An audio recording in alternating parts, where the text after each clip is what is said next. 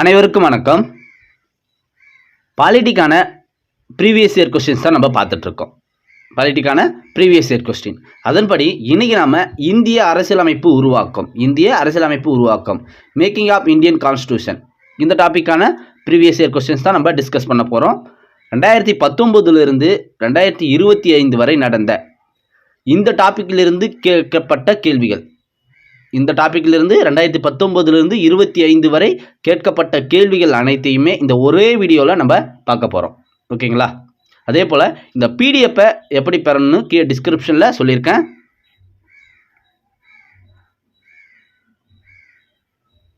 வாங்க முதல் கேள்வி பார்க்கலாம். டாக்டர் சச்சிதானந்தா சின்ஹாவை பற்றிய சரியான கூற்றினை தேர்ந்தெடுக்கவும். டாக்டர் சச்சிதானந்தா சின்ஹாவை பற்றிய சரியான கூற்றினை தேர்ந்தெடுக்கவும். 1. அவர் இச்சபையின் மூத்த உறுப்பினராக தற்காலிக தலைவராக தேர்ந்தெடுக்கப்பட்டார்.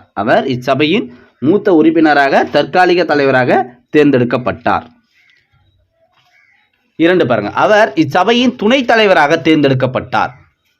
3. அவர் இச்சபையின் தலைவராக தேர்ந்தெடுக்கப்பட்டார். இதில் சரியான கூற்று கேட்டிருக்காங்க. சரியான கூற்று. இப்போ தவறான கூற்று பாருங்க, அவர் இச்சபையின் துணைத் தலைவராக தேர்ந்தெடுக்கப்பட்டார், தப்பு. அதே போல் அவர் இச்சபையின் தலைவராக தேர்ந்தெடுக்கப்பட்டார், இதுவும் தப்பு. அவர் தற்காலிக தலைவராக தேர்ந்தெடுக்கப்பட்டார். சச்சிதானந்த சின்ஹா தற்காலிக தலைவராக தேர்ந்தெடுக்கப்பட்டார், இதுதான் சரியானது. இவரை பரிந்துரை செய்தது யார்? சச்சிதானந்த சின்ஹாவை தற்காலிக தலைவராக போடலாம் சொல்லிட்டு பரிந்துரை செய்வாங்கல்ல, அது யார்? அது யாருன்னா ஜேபி கிருபாலினி. இவங்க தான் பரிந்துரை செய்வாங்க. ஏன்னா அந்த கூட்டத்தில் வயது முதிர்ந்த, அதாவது மூத்த நிர்வாகியாக இவர் தான் இருப்பார். அதனால் இவரை தற்காலிக தலைவராக போடலான்னு கிருபாலினி பரிந்துரை செய்வாங்க. சரி, இந்த கூட்டம் எப்போ நடைபெற்றது? இந்த அரசியல் நிர்ணய சபையின் கூட்டம் எப்போ நடைபெற்றது? இது எந்த கூட்டத்தில் இது நடந்தது? அரசியல் நிர்ணய சபையின் முதல் கூட்டத்தில் தான் இந்த நிகழ்வு நடக்கும். அரசியல் நிர்ணய சபையின் முதல் கூட்டத்தில் தான் தற்காலிக தலைவரை தேர்ந்தெடுப்பாங்க. 1946 டிசம்பர் 9 தான் அரசியல் நிர்ணய சபையின் முதல் கூட்டம் நடைபெறும். அரசியல் நிர்ணய சபையின் முதல் கூட்டம் டிசம்பர் 9 தான் நடைபெறும். இந்த கூட்டத்தில் தான் தற்காலிக தலைவராக சச்சிதானந்த சின்ஹாவை தேர்ந்தெடுப்பாங்க. சரி, இரண்டாவது கூட்டம் எப்போ நடைபெறும்? அரசியல் நிர்ணய சபையின் இரண்டாவது கூட்டம் எப்போ நடைபெறும்?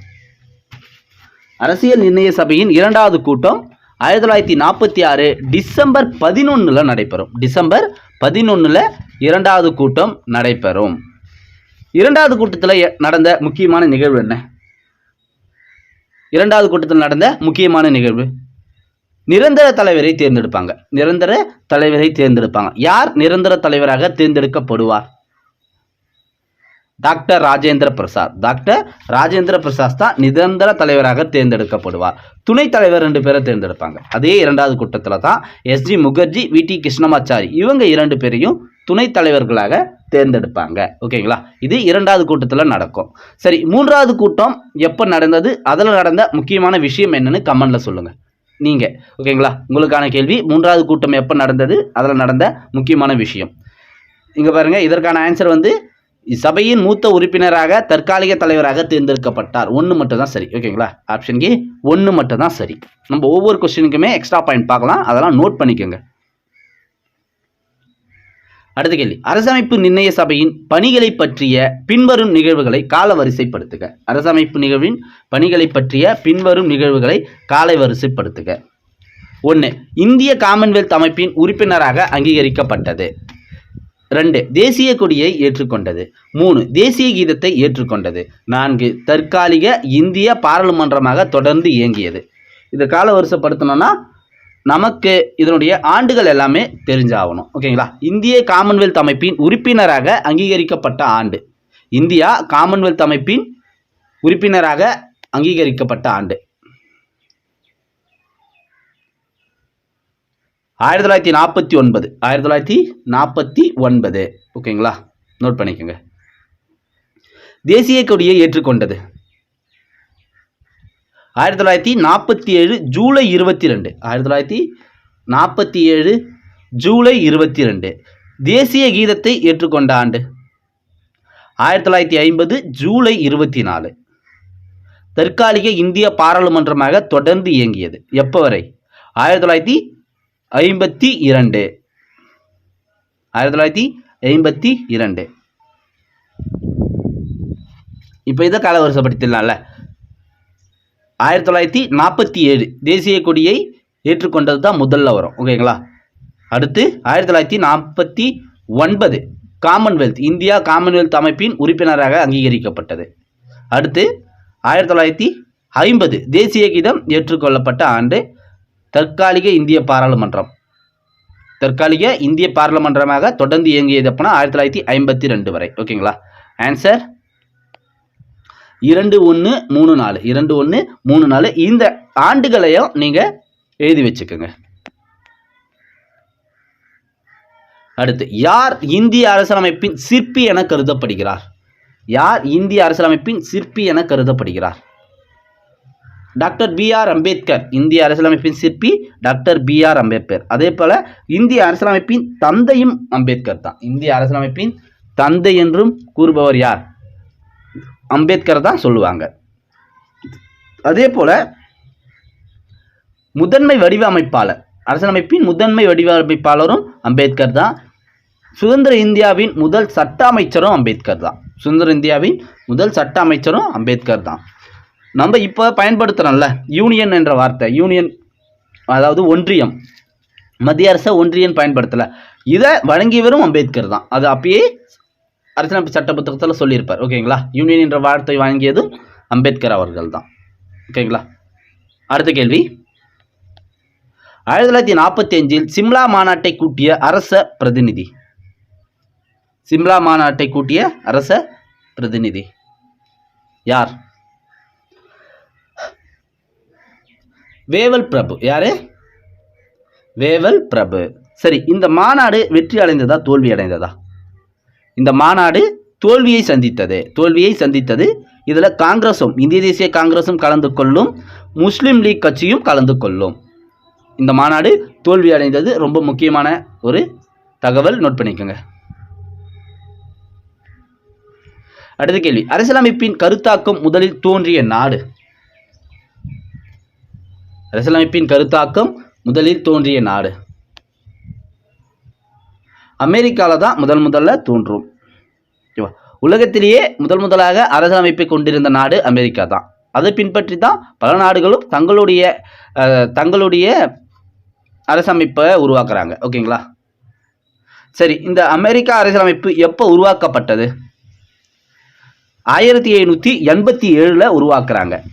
அதை அமுல்படுத்துறது எப்போனா 1789 அமுல்படுத்துகிறாங்க. 87 உருவாக்கி 89 அவங்களுடைய அரசியலமைப்பு சட்டத்தை அமுல்படுத்துகிறாங்க.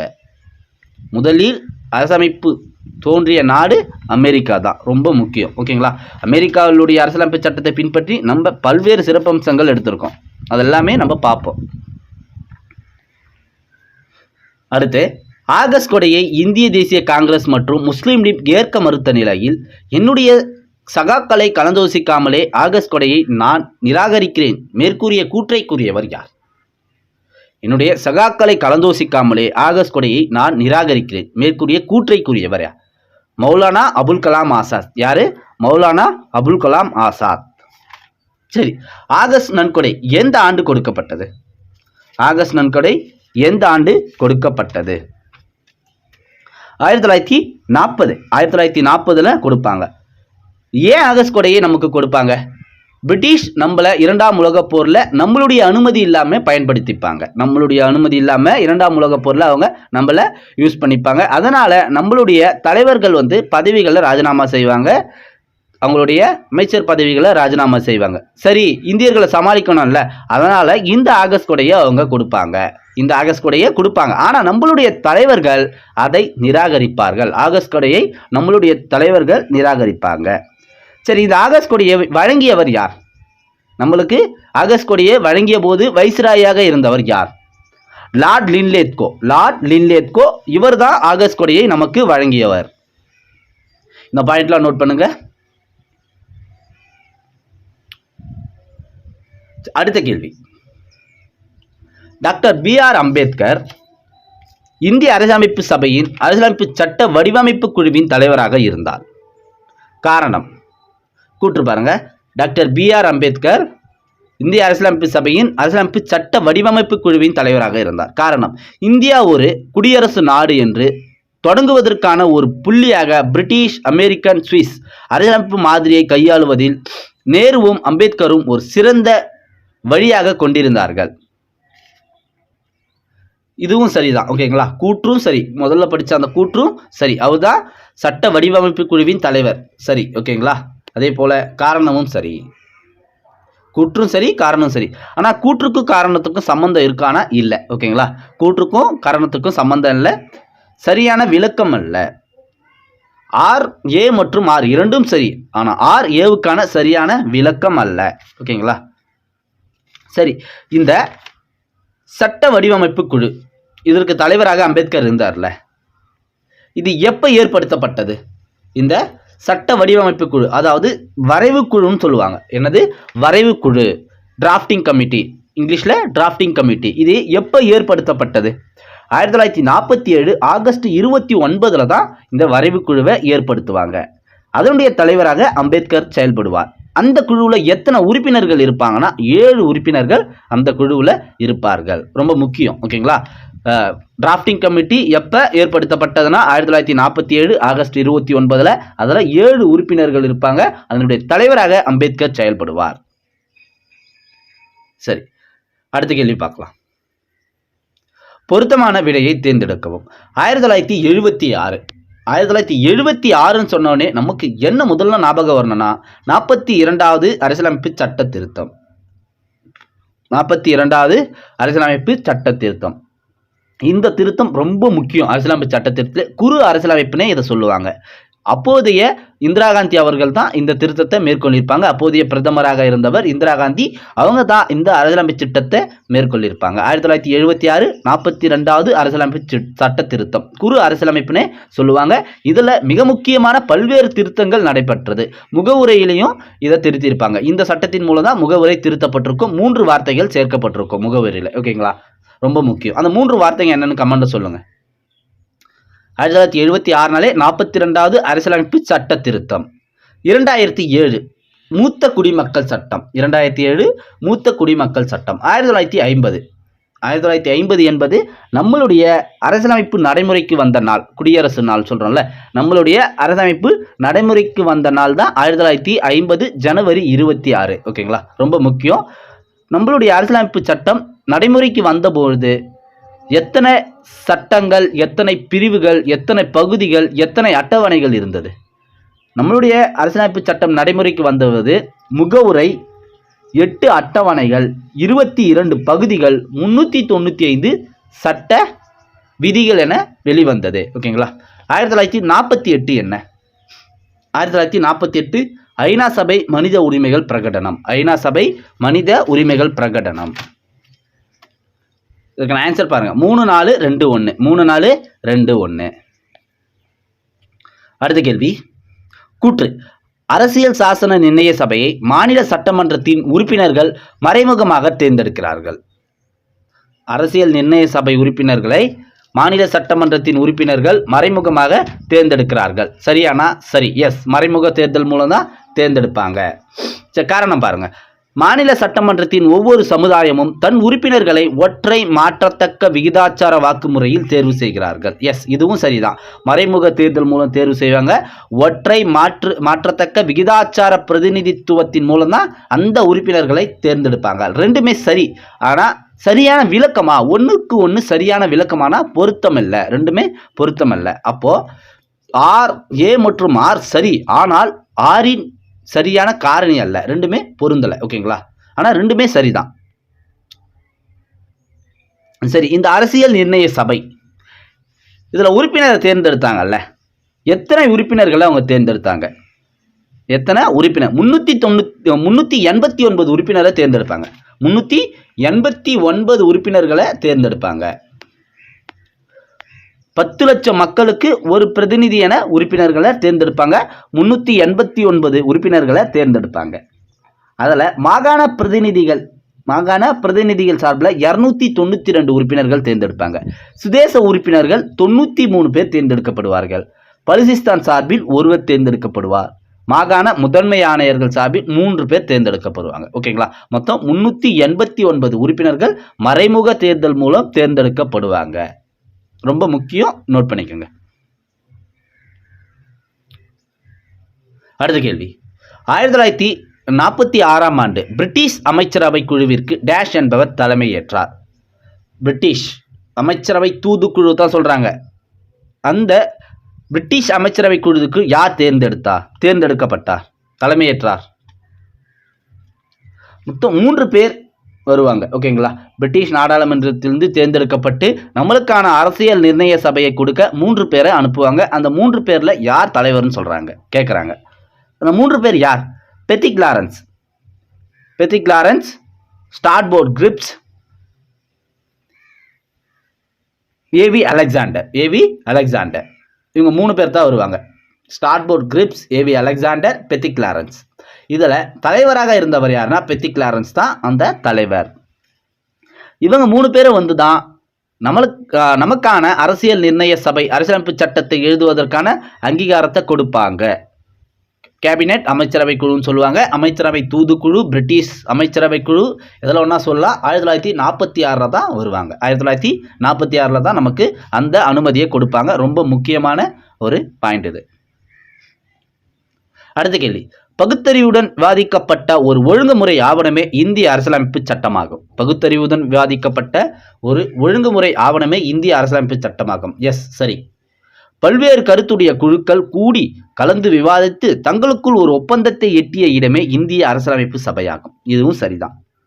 ஏன்னா நம்மளுடைய அரசியலமைப்பு சட்ட புத்தகம் என்பது ஒரு அமைப்பு மட்டும் அதை நிர்ணயிக்கலை, ஒரு அமைப்பு மட்டும் அதனுடைய தாக்கத்தில் நம்மளுடைய அரசியலமைப்பு சட்டம் உருவாங்கலை. ஏன்னா நம்மளுடைய இந்திய நாடு பல்வேறு குழு, பல்வேறு இனம், பல்வேறு மொழி சார்ந்து இயங்குது. அந்த அரசியலமைப்பு சட்ட புத்தகம் உருவாக்கும் போது பல்வேறு அமைப்புகள் அவங்க தங்களுடைய பங்களிப்பை செலுத்தியிருக்காங்க. ஓகேங்களா?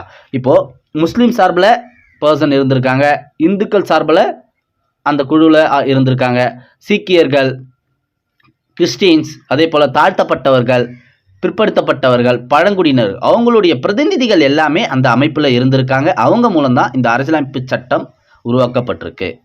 பல்வேறு கருத்துடைய குழுக்கள் கூடி கலந்து விவாதித்து தங்களுக்குள் ஒரு ஒப்பந்தத்தை எட்டிய இடமே இந்திய அரசியலமைப்பு சபையாகும். எஸ், ஓகேங்களா? ஒரு குழு மட்டும் தீர்மானிக்கல, பல்வேறு குழுக்கள் இருந்திருக்கு. அவங்களுடைய பிரதிநிதிகளாக அங்கே போய் அவங்க விவாதம் பண்ணியிருக்காங்க. இதுவும் சரிதான். ஓகேங்களா? ஆனால் ரெண்டுமே சரியான காரணியான இல்லை. இது ஒன்று, இது ஒரு தனி சென்டென்ஸ் சரி, இது ஒரு தனி சென்டென்ஸ் சரி. ஆனால் ரெண்டுத்துக்குமே லிங்க் இல்லை. அப்போது சாரி விளக்கம் தான். ஆமாம், பகுத்தறிவுடன் விவாதிக்கப்பட்ட ஒழுங்குமுறை ஆவணமே இந்திய அரசியலமைப்பு சட்டமாகும். ஓகேங்களா? இந்த விவாதம் நடந்திருக்குல்ல, அது யாரெல்லாம் அந்த விவாதத்தில் இருந்தாங்க, பல்வேறு தரப்புடைய குழுக்கள் அந்த விவாதத்தில் கலந்து கொண்டிருக்காங்க. அப்போ ரெண்டுத்துக்குமே லிங்க் இருக்குது. ஓகேங்களா? அப்போ சரியான விளக்கம் தான். ஓகேங்களா, தப்பாக சொல்லிட்டேன். சரியான விளக்கம் தான். அடுத்து, பின்வரும் நிகழ்வுகளை காலவரிசைப்படி ஒழுங்கமைக்கவும். இப்போ நம்மளுக்கு இதற்கெல்லாம் ஆண்டு தெரியணும். வேவல் திட்டம், இது எப்போ நடந்தது? மவுண்ட் பேட்டன் திட்டம், அமைச்சரவை தூதுக்குழு திட்டம், சிம்லா மாநாடு, இது எல்லாமே எப்போ நடந்ததுன்னு நம்மளுக்கு தெரியணும். அமைச்சரவை தூதுக்குழு திட்டம் எப்போ நடந்தது? அமைச்சரவை தூதுக்குழு திட்டம் இப்போதான் சொன்னேன், 1946 தான் அமைச்சரவை தூதுக்குழு திட்டம் ஏற்படுத்தப்படும். வேவல் திட்டம் இது எப்ப? 1945. மவுண்ட் பேட்டன் திட்டம் இது 1947. சிம்லா மாநாடு 1945. வேவல் திட்டம்னாலும் சிம்லா மாநாடுனாலும் ஒன்று தான். இப்போ 4-1ன்னு ஆன்சர் வரலாம், 1-4ன்னு வரலாம். இங்கே பாருங்க, 1-4 இதுதான் ஆன்சர். ஓகேங்களா? சரி, இந்த மவுண்ட் பேட்டன் திட்டம் எப்போ? 1947. இந்த திட்டத்தின் மூலம் இந்தியா பாகிஸ்தான் பிரிக்கப்படுது. இந்தியாவும் பாகிஸ்தானும் பிரிக்கப்படுது. இந்தியாவுக்கான சுதந்திரமும் பாகிஸ்தானுக்கான சுதந்திரமும் பிரிக்கப்பட்டு வழங்கப்படுது. மவுண்ட் பேட்டன் திட்டம் முக்கிய காரணமாக இருக்கு. அமைச்சரவை தூதுக்குழு 1946 ஏற்படுத்துறாங்க. 3 பேர் வருவாங்க. ஆல்ரெடி சொன்ன யார்? Pethick Lawrence, Stafford grips, AV Alexander. ஓகேங்களா? இதுக்கான ஆன்சர் பாருங்க, 1432 ஓகேங்களா, 1432. அடுத்து கீழ்கண்ட 3 கூற்றுகளில் இந்திய அரசியலமைப்பு சட்டம் குறித்த சரியான கூற்றினை கண்டறிக. 1. இந்திய அரசியலமைப்பு சட்டம் சமூகங்களால் கட்டமைக்கப்பட்ட ஒரு ஆவணம். எஸ், இந்திய அரசியலமைப்பு சட்டம் சமூகங்களால் கட்டமைக்கப்பட்ட ஒரு ஆவணம். சொன்னல, பல்வேறு தரப்புடைய மக்கள் இருக்காங்க, அவங்களுடைய பிரதிநிதிகள் தான் அரசியலமைப்பு சட்டம் உருவாக்கும் பொழுது அவங்களுடைய பங்களிப்பை செலுத்தியிருக்காங்க, அவங்களுடைய தேவைகளையும் அவங்க சொல்லியிருப்பாங்க. இந்திய அரசியலமைப்பு சட்டம் என்பது எழுதப்படாத மரபுகளும் வழக்காறுகளும் ஆகும். தப்பு. எழுதப்பட்ட ஒரு அரசியலமைப்பு சட்டம் தான் நம்மளுடைய சட்டம். முகவுரை, 8 அட்டவணை, 22 பகுதிகள், 395 சட்ட விதிகள் என எழுதி 1950 ஜனவரி 26 நடைமுறைப்படுத்துறாங்க. அப்போ இது தப்பு, எழுதப்பட்ட ஒரு அரசியலமைப்பு. 3 பாருங்க, இது தப்பு. ஓகேங்களா. இந்திய அரசியலமைப்பு சட்டம் என்பது பாராளுமன்றத்தாலும் நீதிமன்றத்தாலும் உரை விளக்கம் செய்யப்படும் ஒரு பணுவல். எஸ், இது சரி. ஏன்னா எப்பெல்லாம் இதில் பிரச்சனை வருதோ நாடாளுமன்றத்தில் விவாதத்துக்கு உள்ளாக்கப்படும், அதே போல் நீதிமன்றத்திலும் விவாதத்திற்கு உள்ளாக்கப்படும். அப்போ 3ஆவதும் சரி. இப்போ 1, 3 சரி, 2 தப்பு. 1, 3 சரி, 2 தப்பு. அடுத்த கேள்வி, இந்திய அரசியலமைப்பு உருவாக்க வரைவு குழு எடுத்துக்கொண்ட காலம். இந்திய அரசியலமைப்பு உருவாக்க வரைவு குழு எடுத்துக்கொண்ட காலம் 2 ஆண்டுகள் 11 மாதம் 18 நாட்கள். ஒரு சில இடத்துல 17 நாட்கள்னு கொடுப்பாங்க. 2 ஆண்டுகள் 11 மாதம் 18 நாட்கள். சரி, உங்களுக்கான ஒரு கேள்வி, இந்திய அரசியலமைப்பு சட்டத்தை உருவாக்க எவ்வளவு தொகை செலவானது? எவ்வளவு தொகை செலவானது? கமெண்ட்ல சொல்லுங்க. அடுத்த கேள்வி, இந்திய அரசியலமைப்பு வரைவு குழுவின் தலைவர் யார்? இந்திய அரசியலமைப்பின் வரைவு குழுவின் தலைவர், அதாவது சட்ட வடிவமைப்பு குழு, டிராஃப்டிங் கமிட்டின்னு சொன்னல, அதனுடைய தலைவர் டாக்டர் B.R. அம்பேத்கர். அதில் மொத்தம் எத்தனை பேர் இருந்தாங்க? அதில் மொத்தம் 7 உறுப்பினர்கள் இருந்தார்கள் சொன்னோம். அந்த 7 உறுப்பினர்களுடைய பெயரையும் நோட் பண்ணுங்க. அம்பேத்கர், N. கோபால்சாமி ஐயங்கார், அல்லாடி Krishnasamy, K.M. Munshi, Syed Mohammed Saadulla, N. Madhavrao, T.T. Krishnamachari. அந்த 7 பேரும் இவங்க தான். ஓகேங்களா. அம்பேத்கர், N. கோபால்சாமி ஐயங்கார், அல்லாடி Krishnasamy, K.M. Munshi, Syed Mohammed Saadulla, N. Madhavrao, T.T. Krishnamachari. இதில் N. மாதவராவ் இருக்கார்ல, இவர் இன்னொரு நபருக்கு பதிலாக நியமிக்கப்பட்டிருப்பார். அவருக்கு உடல்நிலை சரியில்லாத காரணத்தினால் இவரை நியமிச்சிருப்பாங்க. அவர் தான் முதல்ல நியமிப்பாங்க. அவர் யாருன்னா PL மிட்டரை தான் நியமிப்பாங்க. ஆனால் அவருக்கு உடல்நிலை சரியில்லாத காரணத்தினால மறுபடியும் இவரை நியமிப்பாங்க. அதே போல் TP கெய்தான் என்பவரை நியமிப்பாங்க. TP கெய்தான் அவர் இறந்துடுறாரு, அதுக்கு பதிலாகத்தான் TT கிருஷ்ணமாச்சாரியை நியமிக்கிறாங்க. கெய்தான் இறந்ததால TT கிருஷ்ணமாச்சாரியை நியமிப்பாங்க. ஓகேங்களா. அடுத்த கேள்வி, இந்தியா இறையாண்மை கொண்ட நாடாக உருவானது. இந்தியா இறையாண்மை கொண்ட நாடாக உருவானது. இந்தியா இறையாண்மை கொண்ட நாடாக உருவானது. அதாவது நம்மளுடைய சுதந்திர நாளை கேட்குறாங்க. இறையாண்மை என்பது என்னன்னா,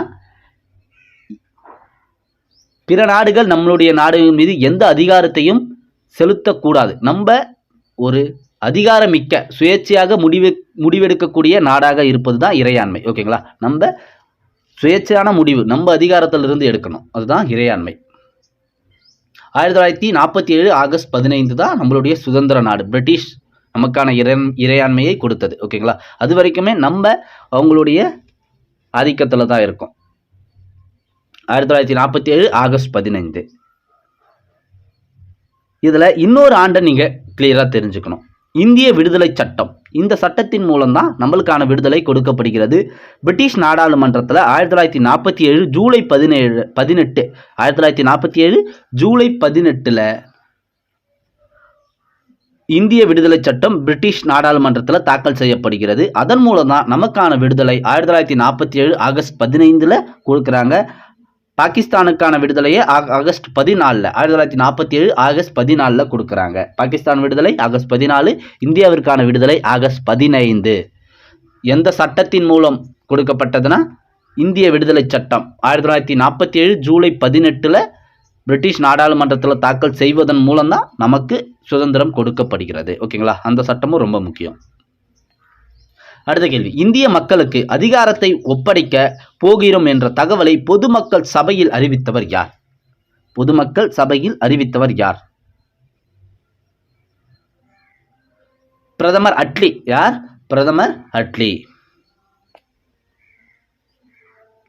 அடுத்த கேள்வி, பின்வருவற்றை படித்து சரியான விடையை தேர்ந்தெடுக்கவும். ஏ, இந்திய அரசியலமைப்பு சட்டம் முழுமையான கூட்டாட்சி அரசமைப்பு அல்ல. இந்திய அரசமைப்பு சட்டம் முழுமையான கூட்டாட்சி அரசமைப்பு அல்ல. எஸ், இந்த வார்த்தையை நல்லா நோட் பண்ணுங்க. முழுமையான கூட்டாட்சி அரசமைப்பு அல்ல.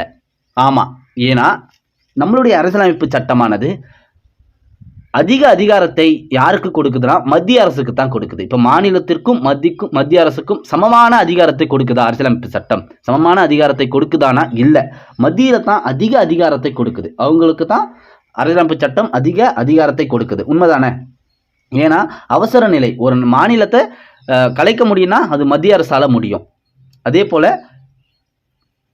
ஒன்றிய பட்டியலில் மத்திய அரசு இருக்குல்ல, அதனுடைய பட்டியலில் தானே அதிக எண்ணிக்கையில் அதிகாரம் இருக்கு. இப்போ மாநில பட்டியல், மத்திய பட்டியல், பொது பட்டியல்னு சொல்லிட்டு 3 விதமான பட்டியலில் அதிகாரங்கள் இருக்கும். அதில் அதிக எண்ணிக்கையில் எங்கே இருக்குன்னா மத்திய பட்டியல், ஒன்றிய பட்டியலில் தான் இருக்கும். அதனால் மத்திய அரசு தான் அதிக அதிகாரத்தை கொண்டிருக்கும், மாநில அரசு குறைவான அதிகாரத்தை தான் பெற்றிருக்கு கம்பேர் பண்ண சொல்லும். அப்போ தப்பு. ஓகேவா? இந்திய அரசியலமைப்பு சட்டம் முழுமையான கூட்டாட்சி அரசமைப்பு அல்ல. முழுமையான கூட்டாட்சி அரசமைப்பு அல்ல. அதிக அதிகாரத்தை மத்திய அரசுக்கு கொடுக்குது. அமைப்பு செயல் சமநிலையானது ஒன்றியத்தின் வலிமைக்கு சாதகமாக இருக்கிறது. எஸ், ஒன்றியத்தின் வலிமைக்கு சாதகமாக இருக்கிறது நம்மளுடைய அரசியலமைப்பு சட்டம். எஸ், சரிதான். ஓகேங்களா? இப்போ ஆன்சர் பாருங்க.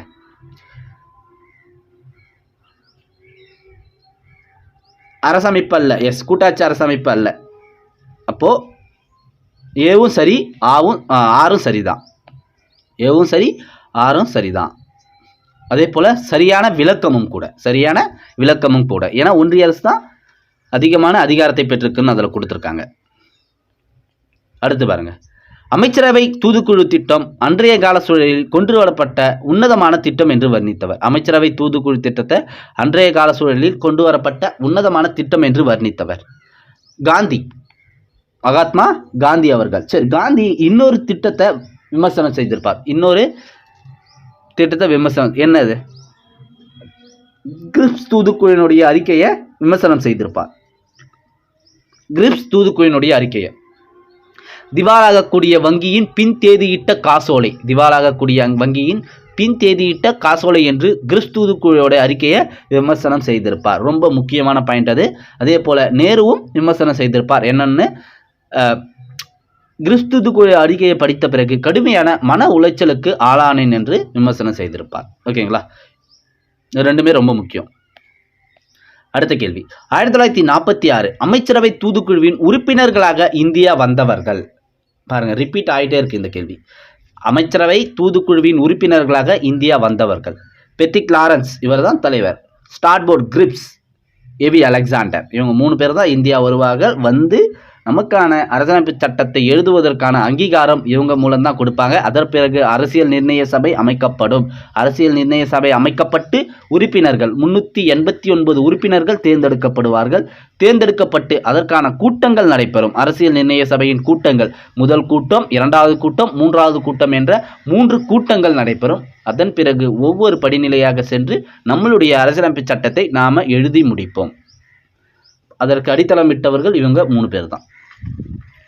அடுத்த கேள்வி, 1946ஆம் ஆண்டு டிசம்பர் 9ஆம் தேதி அரசியல் நிர்ணய சபையின் முதல் கூட்டம் நடைபெற்றது. இக்கூட்டத்திற்கு டேஷ் என்பவர் தலைமை தாங்கினார். முதல் கூட்டத்திற்கு யார் தலைமை தாங்கியது? ஆல்ரெடி சொல்லியாச்சு. முதல் கூட்டத்திற்கு யார் தலைமை தாங்கியது? டாக்டர் சச்சிதானந்த சின்ஹா தற்காலிக தலைவராக தலைமை தாங்கினார். ஜேபி கிருபாலினி அவர்கள் அவங்க பரிந்துரை செய்வாங்க. ஓகேங்களா? சரி, இந்த முதல் கூட்டத்தை பற்றி வேற என்ன தெரிஞ்சுக்கணும்? இந்த முதல் கூட்டம் எப்போ நடைபெற்றது? டிசம்பர் 9ன்னு சொன்ன நேரம் காலை 9 மணிக்கு நடைபெறும். முதல் கூட்டமானது காலை 9 மணிக்கு நடைபெறும். புதுடெல்லியில் நடைபெறும். இதில் எத்தனை உறுப்பினர்கள், எத்தனை அரசியல் நிர்ணய சபையின் உறுப்பினர்கள் பங்கேற்பார்கள்னா 211 உறுப்பினர்கள் பங்கேற்பார்கள். முஸ்லீம் லீக் வந்து இந்த கூட்டத்தை புறக்கணிக்கும். ஓகேங்களா? சரி, அடுத்த கேள்வி போகலாம். இந்திய அரசு சட்டம் 1935 படி தேசிய அளவில் நீதிமன்றமானது நிறுவப்பட்டது. அதன் பெயர் யாது? 1935 அரசு சட்டம் இருக்குல்ல, அதன்படி தேசிய அளவில் ஒரு உயர்நீதிமன்றத்தை நிறுவியிருக்காங்க. அதனுடைய பெயர் கேட்குறாங்க. கூட்டாட்சி நீதிமன்றம். இந்திய கூட்டாட்சி நீதிமன்றம் தான் 1935 அரசு சட்டத்தின் மூலம் நிறுவப்பட்டிருக்கு. இது பாருங்க, அரசு சட்டத்தின் மூலம் நிறுவப்பட்டிருக்கு 35ல். எப்ப நிறுவினாங்க, ரெண்டுத்துக்கும் வித்தியாசம் இருக்கு. இந்த சட்டத்தை பயன்படுத்தி கூட்டாட்சி நீதிமன்றத்தை அவங்க உருவாக்கி இருக்காங்க. ஆனா எப்ப நிறுவினாங்கன்னா 1937 அக்டோபர் 1ல தான் நிறுவிருக்காங்க. ஓகேங்களா? 1935 சட்டத்தை பயன்படுத்தி இந்திய கூட்டாட்சி நீதிமன்றம் 1937 அக்டோபர் 1ல நிறுவப்பட்டது. இதுதான் கரெக்டான சென்டென்ஸ். 1935 அரசு சட்டத்தை பயன்படுத்தி கூட்டாட்சி நீதிமன்றம் இந்தியாவில் நிறுவப்பட்டிருக்கு 1937 அக்டோபர் 1ல. ஓகே, அடுத்த கேள்வி. சுதந்திர இந்தியாவுக்கு ஒரு அரசமைப்பு சட்டம் வேண்டும் என முதலில் பரிந்துரைத்தவர் யார்? சுதந்திர இந்தியாவிற்கு ஒரு அரசமைப்பு சட்டம் வேண்டும் என்று முதலில் பரிந்துரைத்தது யார்? எம்.என். ராய். எம்.என். ராய் இவர் யார்னா ஒரு கம்யூனிஸ்ட் கட்சி தலைவர், ஒரு மூத்த கம்யூனிஸ்ட் கட்சி தலைவர். நம்மளுக்கு அரசமைப்பு சட்டம் வேண்டும் என்று இவர் பரிந்துரை செய்திருப்பார். அதே போல காந்தி 1939 என்ன பண்ணியிருப்பார்னா தன்னுடைய அரிஜன் என்னும் இதழில், தன்னுடைய இதழான அரிஜன் இதழில் ஒரே வழி எனும் தலைப்பில் அரசியல் நிர்ணய சபை மற்றும் சுதந்திரம் பெறுதலை பற்றி எழுதியிருப்பார். இதுவும் ரொம்ப ஒரு முக்கியமான பாயிண்ட். 1939 காந்தி பதிவு பண்ணியிருப்பாரு. தன்னுடைய அரிஜன் இதழில் ஒரே வழி எனும் தலைப்பில் சுதந்திரத்தை பற்றியும் அரசியல் நிர்ணய சபை பற்றியும் பதிவு பண்ணியிருப்பாரு. அதுவும் ரொம்ப முக்கியமான ஒரு பாயிண்ட். சரி, அடுத்த கேள்வி பாருங்க. இந்திய அரசமைப்பு முழுமையாக ஏற்றுக்கொள்ளப்பட்ட ஆண்டு. ரொம்ப முக்கியமான ஒரு கேள்வி. இந்திய அரசமைப்பு முழுமையாக ஏற்றுக்கொள்ளப்பட்ட ஆண்டு. எல்லோருமே 1950 ஜனவரி 26 டிக் பண்ணுவோம், தப்பு. 1950 நவம்பர் 26 தான் ஏற்றுக்கொள்ளப்பட்ட ஆண்டு. கேள்வி நல்லா படிக்கணும், அந்த வார்த்தை ரொம்ப முக்கியம். ஏற்றுக்கொள்ளப்பட்ட ஆண்டு. நம்மளுடைய அரசியலமைப்பு சட்ட புத்தகத்தை எழுதி அதை எப்போ அரசியல் நிர்ணய சபை ஏற்றுக்கொள்ளுதுன்னா 1949 நவம்பர் 26 தான் ஏற்றுக்கொள்ளப்படுது. நடைமுறைப்படுத்தப்பட்ட ஆண்டு கேட்டாங்கன்னா 1950 ஜனவரி 26. ரெண்டுத்துக்குமே வித்தியாசம் இருக்கு. ஏற்றுக்கொள்ளப்பட்ட ஆண்டு இது, நடைமுறைப்படுத்தப்பட்ட ஆண்டு இது. ஓகேங்களா? சரி, அடுத்த கேள்விக்கு போகலாம். கீழ்காணப்படும் வாக்கியங்களை எழுதுக. 1. கிரகண கோட்பாடு என்பது 1950 ஜனவரி 26க்கு முன் இயற்றப்பட்ட அரசியல் சாசன சட்டங்களை சாரும். சரியானா? சரிதான். ஓகேங்களா? 2. அரசியல் சாசனம் வந்த பிறகு முன்னுள்ள சட்டங்களின் மீது ஒரு நிழல் பட்டு கிரகண கோட்பாட்டின் கீழ் வந்து விடுகின்றன, ஏனெனில் இது அரசியலமைப்பிற்கு ஒத்து போகாதது. இதுவும் சரிதான். 3 பாருங்க. விதி 13(1) விதி 13(2) கீழ் உள்ள அனைத்து சட்டங்களும் அரசியல் சாசனத்திற்கு முன்பாகவே உள்ள சட்டங்களாகும். இது தப்பு. ஓகேங்களா? அப்போ 1, 2 சரி, 1, 2 சரி. அடுத்த கேள்வி போலாம். ஆல்ரெடி இந்த கேள்வி நம்ம பார்த்துட்டோம். இந்திய அரசியலமைப்பு ஏற்றப்படுவதற்கு எத்தனை ஆண்டுகள் எடுத்துக்கொள்ளப்பட்டன? இந்திய அரசியலமைப்பு ஏற்றப்படுவதற்கு எத்தனை ஆண்டுகள் எடுத்துக்கொள்ளப்படுகின்றன? 2 ஆண்டுகள், 11 மாதம், 18 நாட்கள். இங்கே 17 நாட்கள்னு கொடுத்துருக்காங்க. ரெண்டுத்தையும் மாற்றி மாற்றி கொடுப்பாங்க. 17 நாள்னும் கொடுப்பாங்க, 18 நாள்னும் கொடுப்பாங்க. ரெண்டுமே சரியான ஆன்சர் தான். ஓகே, 2 ஆண்டுகள், 11 மாதம், 18 நாட்கள். அடுத்து, பின்வரும் எந்த குழு மைய அரசு வலிமை குறைவாகவும் மாநில அரசுக்கு அதிகாரமான சுதந்திரத்தோடு செயல்படுவதற்கு வித்திட்டது? எந்த குழு? கேபினட். இந்த குழு தான் 1946 கேபினட் பணிக்குழு. ஓகேங்களா? மைய அரசுக்கு வலிமை குறைவாகவும் மாநில அரசுகள் அதிகார சுதந்திரத்தோடு செயல்படுவதற்காக வித்திட்டது. அடுத்த கேள்வி.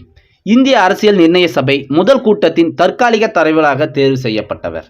ரிப்பீட்டட் ஆகுது பாருங்க. டாக்டர் சச்சிதானந்த சின்ஹா தற்காலிக தலைவர். டாக்டர் சச்சிதானந்த சின்ஹா முதல் கூட்டம் எப்போ நடைபெற்றது? 1946 டிசம்பர் 9. இந்த 2வது கூட்டமும் ரொம்ப முக்கியம். அதில் தான் நிரந்தர தலைவராக டாக்டர் ராஜேந்திர பிரசாத் தேர்ந்தெடுக்கப்படுவார். தற்காலிக தலைவராக எஸ்.ஜி. முகர்ஜி, வி.டி. கிருஷ்ணமாச்சாரி தேர்ந்தெடுக்கப்படுவார்கள். ஓகேங்களா? அடுத்த கேள்வி. 1947 மார்ச்சில் மவுண்ட்பேட்டன் டேஷ் என்பவருக்கு மாற்றாக இந்திய வைசிராயாக பொறுப்பேற்றார். இந்திய வைசிராயாக பொறுப்பேற்றார். யாருக்கு மாற்றாக? வேவல். ஓகேவா? இவர் சிம்லா மாநாட்டை கூட்டு வரல, அந்த மாநாடு தோல்வி அடைந்துரும். அதன் காரணமாக பிரிட்டிஷ் அரசு இவர் மீது நம்பிக்கை இழந்துரும். அதனால் இவரை ராஜினாமா, அதாவது இவரை பெற்றுக்கொண்டு மவுண்ட் பேட்டனை வைஸ்ராயாக நியமிப்பாங்க. 1947 மார்ச்சில் மவுண்ட் பேட்டன் வைஸ்ராயாக நியமிக்கப்படுவார் இந்தியாவிற்கு. ஓகேங்களா? இந்திய அரசியலமைப்பு உருவாக்கம் இந்த டாப்பிக்கில் இதுவரை கேட்கப்பட்ட அனைத்து கேள்விகளையும் நம்ம பார்த்து முடிச்சிட்டோம், டிஸ்கஷன் பண்ணிக்கிறோம். நிறைய எக்ஸ்ட்ரா பாயிண்ட்ஸும் சொல்லியிருக்கோம். இதெல்லாமே உங்களுக்கு யூஸ்ஃபுல்லாக இருக்கும்னு நினைக்கிறேன். சப்போஸ் நீங்கள் எதனா சொல்லலாம் கமெண்டில் சொல்லுங்கள். அடுத்த வீடியோவில் நம்ம பார்க்கலாம். இந்த வீடியோக்கான லைக் கொடுங்க, உங்களுடைய சப்போர்ட்டையும் கொடுங்க. நன்றி.